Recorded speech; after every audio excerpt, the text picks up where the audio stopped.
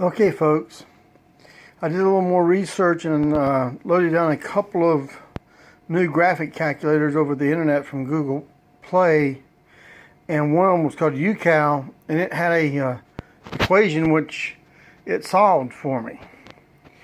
Like I said in my last video about Fukushima, the strontium took 700-something thousand equations to solve.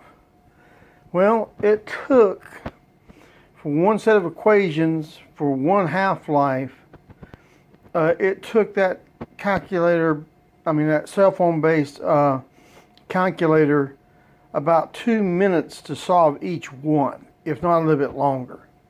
It took several minutes easily. But I want to show you this new equation that came with the newfound information. Okay, as you can tell, the first part is still the same. Well, there's the whole equation. See this sigma? See this thing right here? That's called a summation. And the one on top is the upper limit you want, but should be one less than your half-life, and x equals 1 is your minimum for x. As you can see here, x equals 1, 2, 3, 4, to z. That funny symbol equals sum, which is nothing but addition and subtraction type deal. Otherwise, everything's pretty much the same. As you can tell here, I solved out the information for you, in case you wanted to know. Started out here with 2800, and by the time you got down to here, you were pretty much maxed out. Surroundings are probably the only thing that kept it going. That right there is the continuous amount of energy being put out by the reactor number 2 at Fukushima for iodine. That will continue for hundreds of millions of years. It will not go much lower. Then here we've got strontium. Oh, by the way, it only took it 104 days to reach that point for iodine 131. So it's been there since it's probably been down there since probably, I guess, sometime in middle 2011, shortly after the accident. It was already at that point with the iodine. Now the iodine will just simply be replacing, the reactor just simply replaces the iodine with its available uranium that it's fissioning. Now here is the strontium equations. As you can tell, they're in millions. They're 10 to the 6, which is millions. And as you can tell, it goes down to 23.6. Up here is the equation for the strontium. Actually, I made a mistake on that. I didn't figure out that one.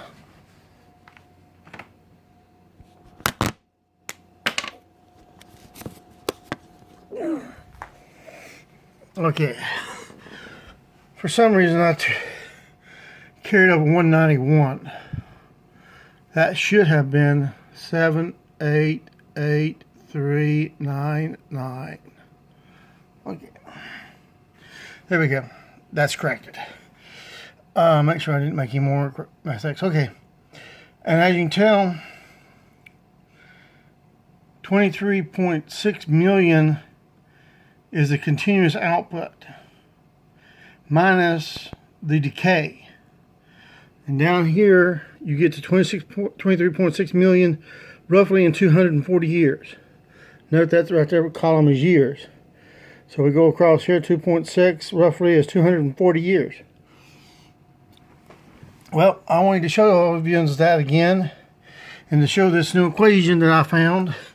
I knew about summations, but I haven't used them in 30 years, and I couldn't find the algebra book that I had at the house. So I started researching the internet and loading down different scientific calculators until I found one that would actually do the calculation for me. Like I say, each one of those 7 or I think 8 calculations for strontium, which is these right here, took about 2 to 3 minutes each for my cell phone to actually calculate it out. That's 2 to 3 minutes each, so that's like 20 or 30 minutes just to calculate those out. That's with a computerized phone, you know, a cell phone. Well, that's pretty much it. It's going to be a while. Fukushima is going to see most of a lot of growth in strontium, it looks like, for a while now. I mean, you're talking hundreds of years. But for iodine 131, the worst is over. It's now at maintenance level, meaning that it's only the only amount of radiation from iodine 131 is actually coming from actual reactions within the core. It's not including a ramping up of reactions, which would indicate it was still melting down. So there you go. Starting with a 0, starting from the very beginning, not knowing what the initial value was, I was able to calculate those values. Well, have a good day.